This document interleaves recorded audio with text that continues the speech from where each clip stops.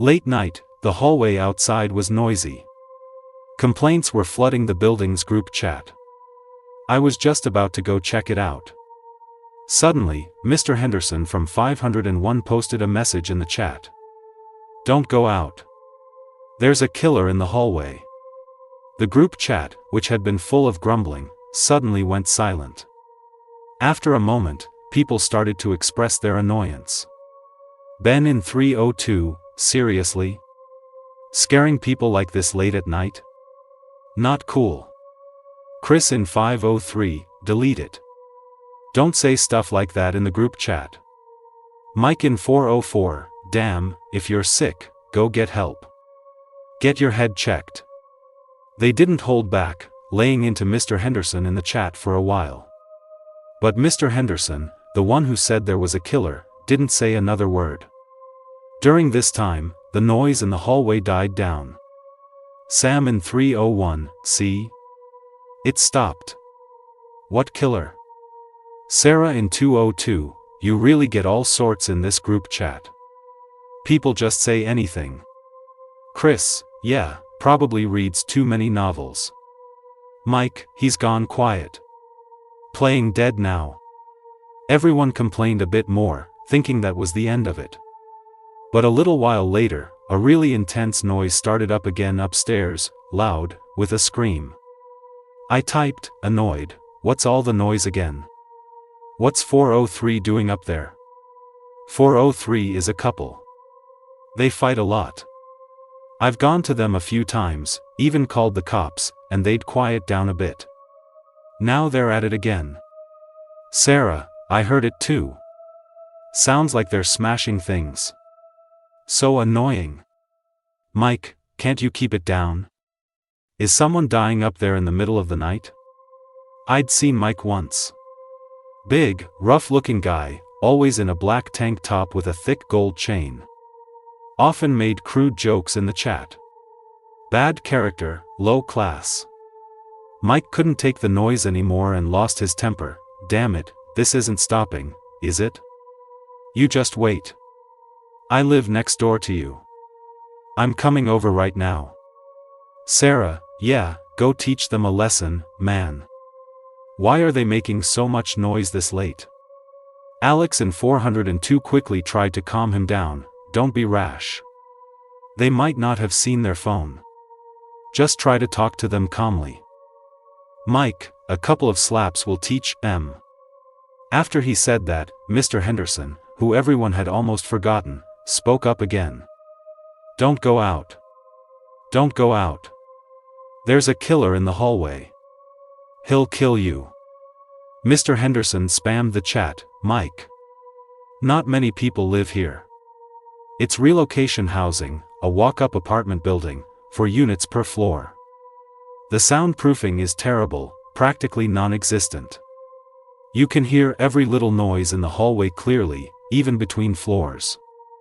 After Mr. Henderson issued another warning, quite a few people in the chat started complaining about him. Sam, can you just stop? Is this fun for you? Sarah, admin, kick him out. Chris, are you drunk? Grow up. This is getting old. After a moment, Mr. Henderson sent an emoji, don't believe me, then smile. Honestly, I had a weird feeling Mr. Henderson wasn't kidding. He was usually a quiet man. I'd seen him a few times, 40-something, always wearing glasses, looked like an old scholar. Not the type to make such gruesome jokes for no reason. But if he was serious? It just seemed too incredible. A killer? That's ridiculous, right? Ben felt something was off too, just like me. Ben, Mike, man, maybe don't go out yet. Let's hear what Mr. Henderson has to say. Mike didn't reply. Ben, man? You still there? I felt something was wrong. I pinged Mike in the chat. Still no response. My phone buzzed. I looked down. It was a private message from Ben, dude, I think something's wrong. You heard that, right? I'd done some group buy deals with Ben before, so we knew each other pretty well and would chat sometimes. Me, heard what? The noise from upstairs? Ben, yeah. Ben, Mike just went out, slammed his door hard. But then, nothing? I live in 303, and I definitely heard it clearly. A loud bang, from upstairs, that must have been Mike slamming his door as he left. Then, it went quiet. No other sounds. Ben messaged again, Mike lives right next to 403. If he was going to confront them, he'd be at their door in seconds. But he didn't even knock. Just silence. Ben was right. Middle of the night, and like I said, the soundproofing here is nil. If Mike had knocked, I would have heard it. I guessed, maybe 403's door was already open, so Mike didn't knock. Ben, but there should have been voices, right? The walls in this building are so thin, I can hear a cough from upstairs. Mike going to argue with 403, how could there be no sound? From what I remembered, Mike was a rough character. And from the group chat messages, he'd been putting up with 403 for more than a day or two. Ben, think about it, Mike was so pissed off going to 403. He wouldn't have spoken softly, would he? I tried to find a reason, maybe he thought better of it, didn't want to fight, calmed down and went back. Or maybe he saw Mr. Henderson's message about a killer and decided against it. Ben, even so, if Mike turned back, there should have been the sound of his door opening, right? He slammed it shut when he left. Ben's words made me frown. Yeah, there should have been a door sound. How else would he get back in? Ben, could there really be a killer? Mike just stepped out and got killed? I didn't know how to reply to him for a moment. Ben got agitated, or 403 is the killer. Mike just got to their door and got stabbed. Or maybe the killer got 403 first, hid in their apartment, and Mike walked right into it. Me, it can't be that bad, can it? Maybe we should call the police? Ben, should I go check? I quickly replied, I wouldn't. What if there really is some psycho out there? Too dangerous. By now, some time had passed since Mike left. A lot of people in the chat were asking him what was going on. Alex, man, you went out and then nothing? What happened? Chris, Mike, you still there? Say something. Sarah, don't scare me. There isn't really a killer, is there? Sarah, Alex, can you go check? Alex, why don't you go? Sarah, you're closer to 403. What's wrong with you going to see? Alex, plenty of people are close. 401 is close too, why don't you ask them? Besides, how far is it up or down a floor? Can't you just walk a few steps and check? Sarah, seriously? You're a grown man and you won't go look, you want a young woman like me to go? It looked like they were about to start fighting. Sam stepped in, let's not argue about this. Does anyone have Mike's number? Call him. Chris, I do. I'll call him. The chat went quiet, waiting for Chris to make the call. But the next moment, a tinny, drawn-out ringtone started playing, on my floor, right outside my door. Sam, why am I hearing a phone ringing in the hallway? Did you guys hear that? Ben. I stared nervously at my door. Sam, sounds like it's coming from your direction, 303. Just then, Ben messaged me, I see him. Mike is right outside your door. I can see him through my peephole, standing at your door. Ben, whatever you do, don't go out. I shot up from my chair, backed away a few steps, and looked at the door. The ringing outside quickly stopped. Chris also posted in the chat, Mike didn't answer. Sam, what's going on? How come when you called, his phone rang on my floor? Sarah, can someone go look? I'm home alone, I'm really scared. Why hasn't anyone called the police? Chris, I did. The police told us to stay in our homes. They're sending someone over, about 40 minutes. The quiet Mr. Henderson suddenly said to Sarah. Mr. Henderson, Sarah soon. It'll be your turn soon. Sarah? Don't scare me. My turn for what? Mr. Henderson went silent again. Chris asked, Mr. Henderson, do you know something? Tell us. Mr. Henderson remained silent. Ding dong.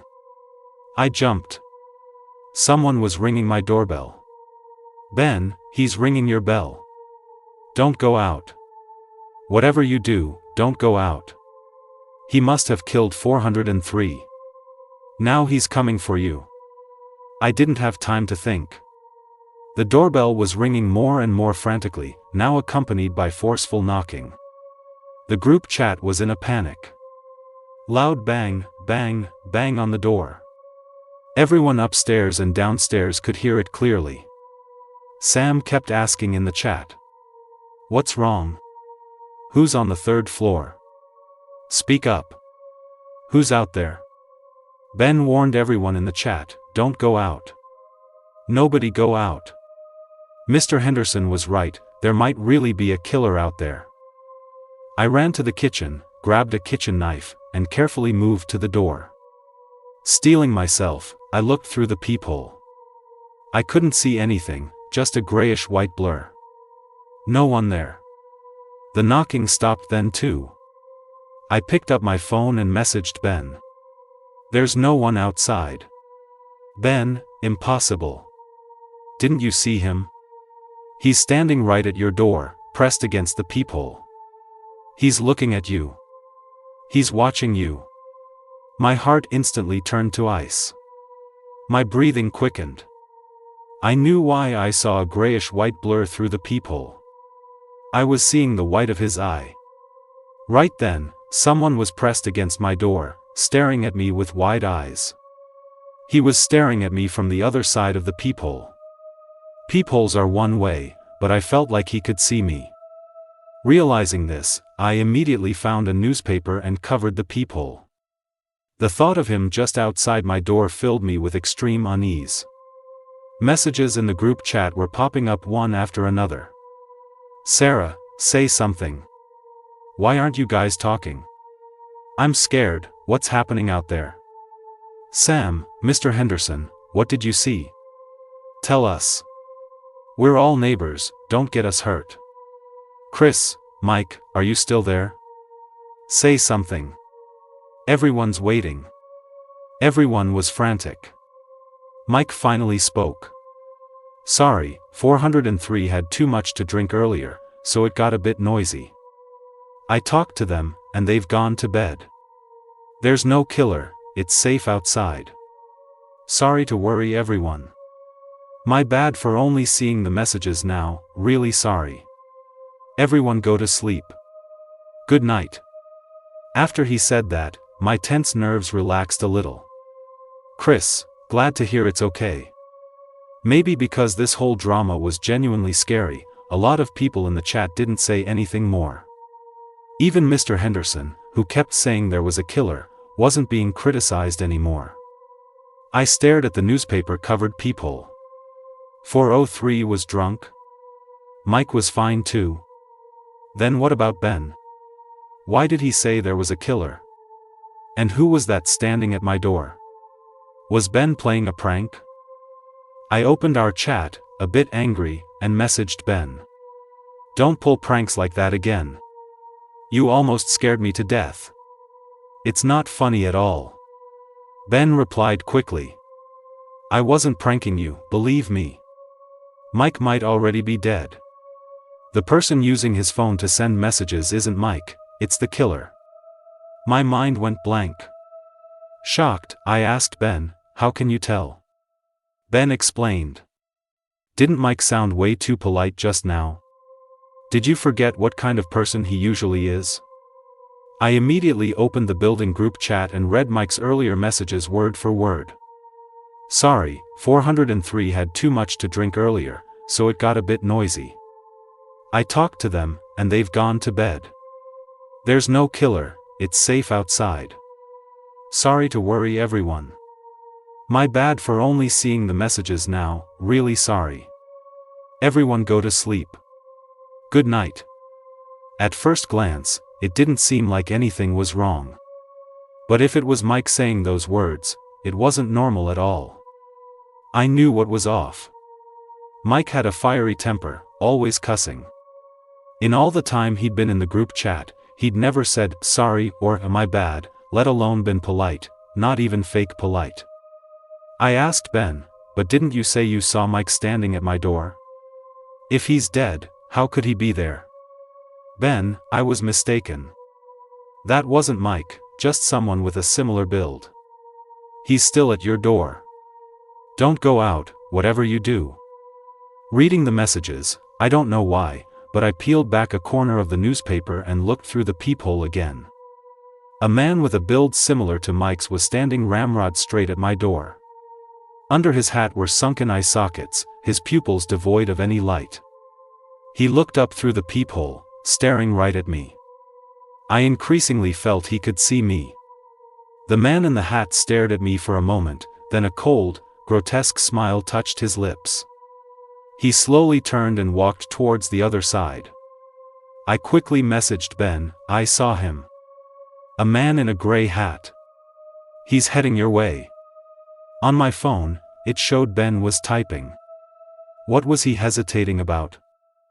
After a long time, Ben finally replied. Come over here. Come over. Why? Holding my phone, my heart suddenly skipped a beat. I looked through the peephole again. The hallway outside was empty, except for bloodstains, and a thin sliver of light cut through the dust, pooling brightly on the floor. It was light coming from Ben's door. His door was open. Just a crack. I immediately asked Ben, did you go out? Ben, no. I hesitated. Ben sent another message. Come over first. I have something to tell you. I typed coldly, then why is your door open? No reply from his end. But soon, I heard a bang, he'd closed the door. Ben, I just went out to take a look. It's so dangerous out there, and you dared to go out? I hadn't sent it yet. Ben's message popped up again, come on over. If there are two of us, we can watch out for each other.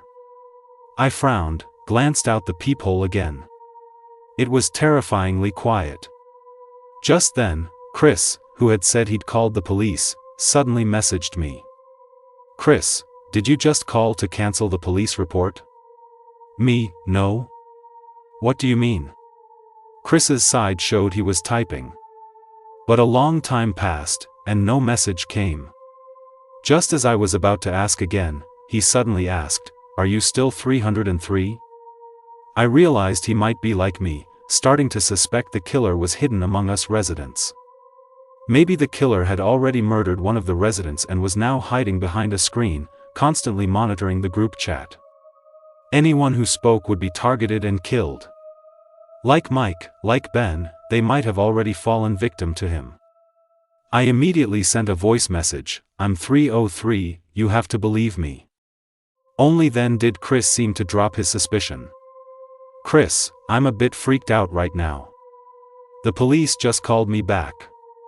They said someone from our building called to cancel the report and wanted to confirm with me. Me, you didn't cancel, right? Chris, how would I dare? You've seen it too, right? Things seem really off now. Me, what about Mr. Henderson? Any news from him? Chris, I don't know. I don't have him as a contact. Should I ask him in the group? Mr. Henderson, in my memory, was a somewhat thin middle-aged man, slightly stooped, often wearing a hat and mask, keeping himself bundled up in his collar. He didn't like to talk and didn't interact much with people.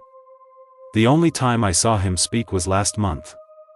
He was arguing with Mike because Mike had taken his parking spot. I don't know how it was resolved.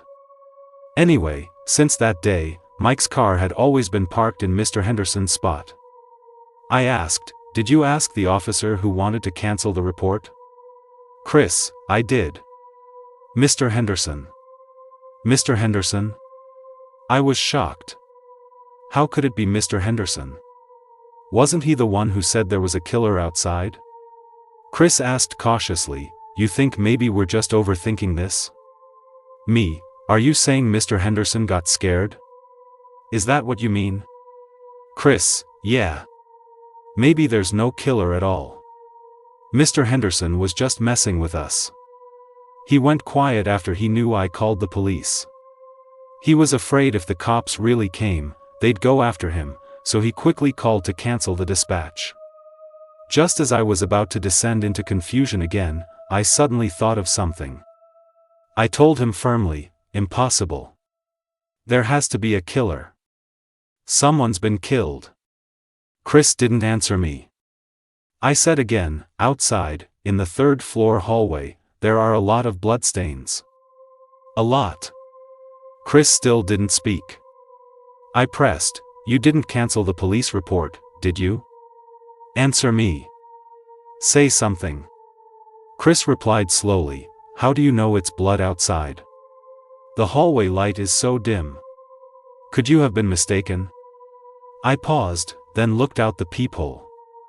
Was it blood? Thick, dark red liquid. I was about to type. Chris sent a message, go out and see if it's really blood. Chris, it's easy to tell. If it's blood, the smell will be strong. You'll smell it as soon as you open the door. Chris, just open the door a crack. He sent several messages in quick succession, each more chilling than the last. At this moment, Ben was also frantically messaging me. Why aren't you here yet? Hurry up and come over. If you don't come soon, it'll be too late. He'll kill everyone. My mind was a mess. I didn't know what to do. Ben? Chris? One telling me to go over, the other telling me to open my door and look. They both wanted me to go out. What was really out there? Who was the killer? I asked Chris again, did you actually call the police or not? Chris didn't answer my question. He just kept asking, are you sure you're not going to go out and look? I took a deep breath and tried to video call Chris. Unsurprisingly, he didn't answer. Me, I can't confirm your identity right now. Who are you really? Chris, what do you think? My heart leaped. Could Chris be compromised too? If he was, then? Oh no. Could it be that no one had actually called the police? Thinking of this, I quickly pulled out my phone and started dialing 911. Just then, my doorknob turned eerily. Click. Click, click. Click, click, click. The doorknob was jiggling frantically. Someone was trying to get in. Messages on my phone kept popping up. Chris, open the door. Open up. I know you're in there. Ben, come over, quickly. Chris, I see you. Ben, hurry. He'll kill you.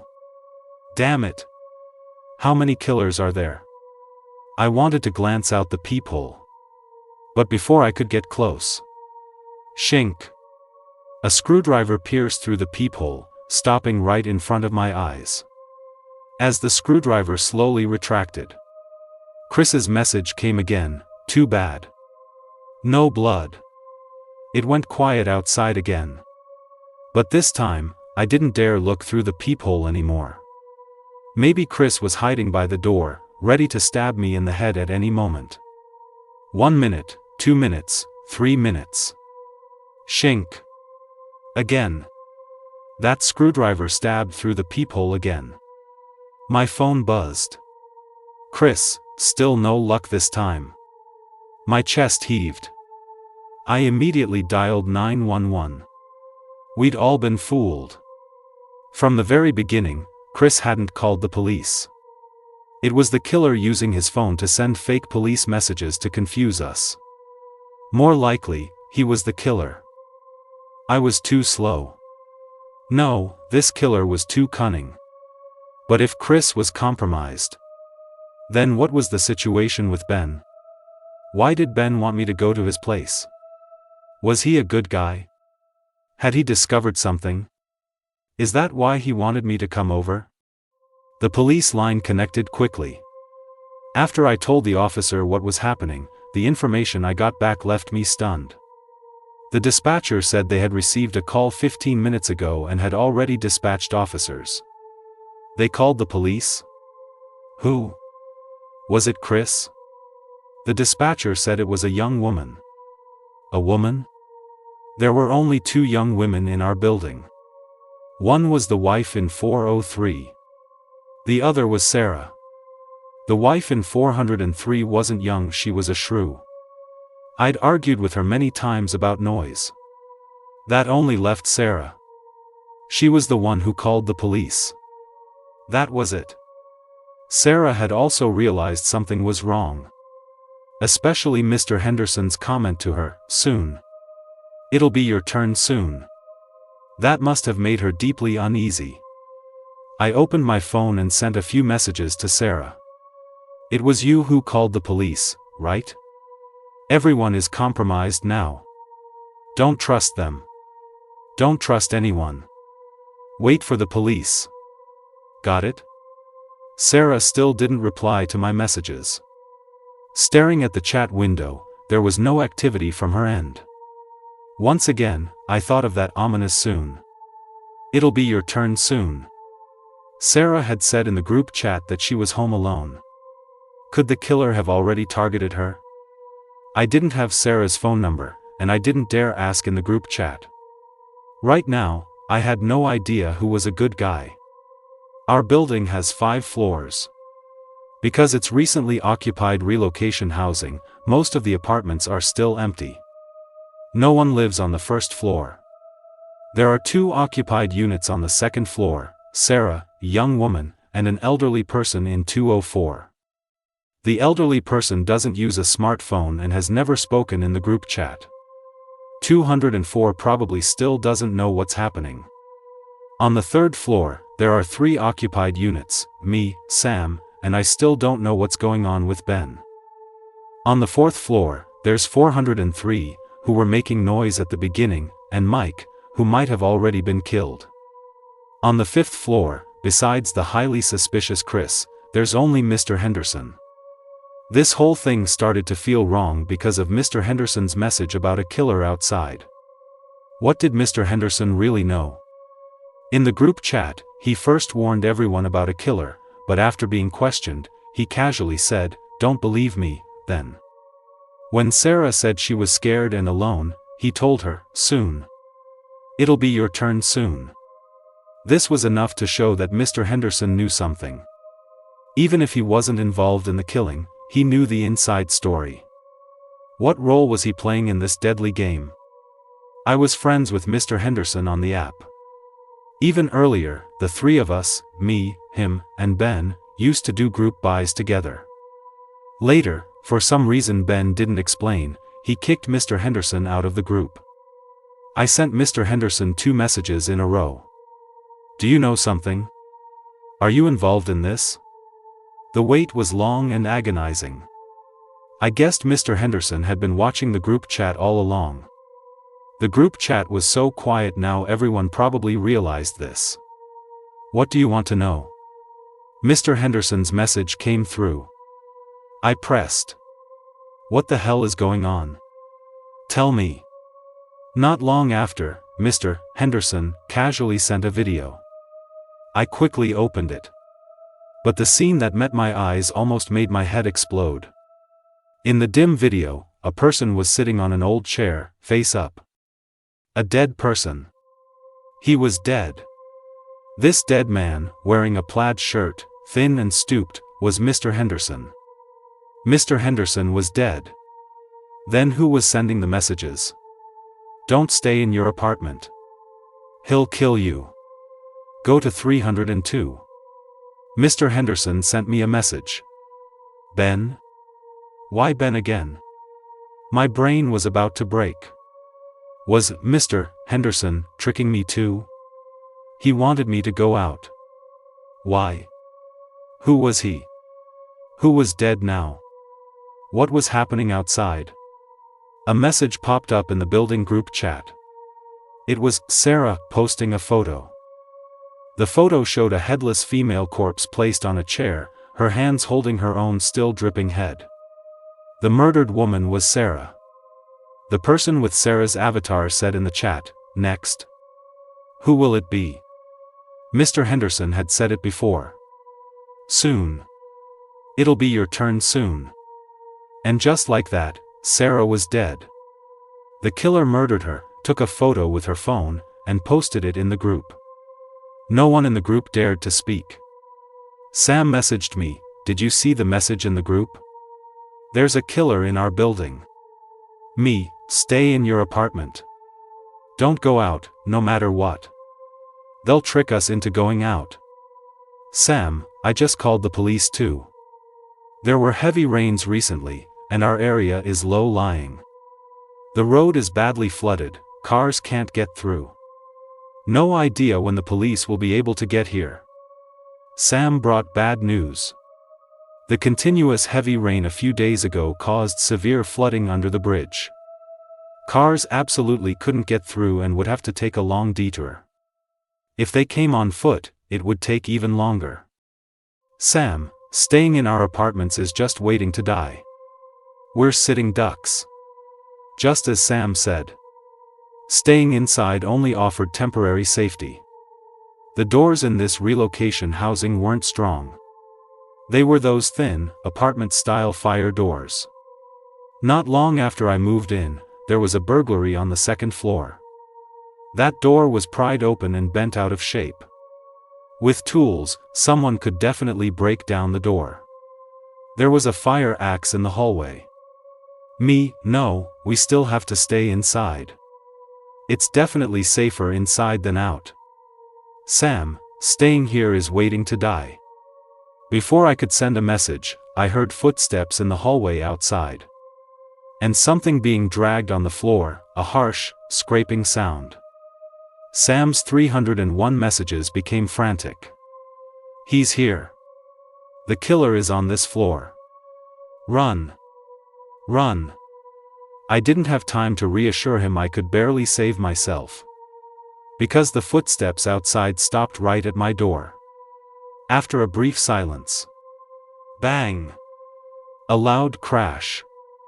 The already flimsy security door caved inwards from the impact. Bang! Bang! Bang! The security door was violently hacked open, leaving a gash. The fire axe was stuck in the door.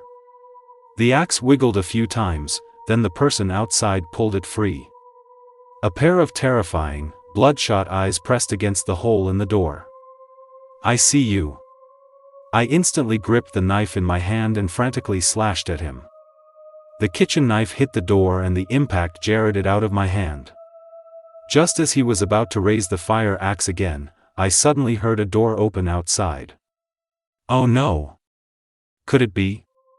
A scream erupted. Ah! Ah! It was Sam. That guy actually ran out of his apartment. Was he crazy? He was asking to die.